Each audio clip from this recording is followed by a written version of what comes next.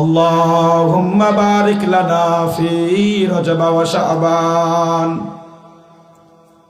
ওয়া বাল্লিগনা রমাদান।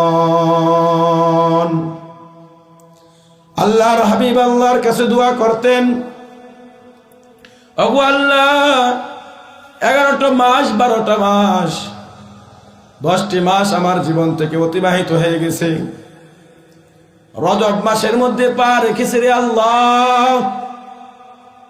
রজবের পর শাবান, শাবানের পর রমাদান।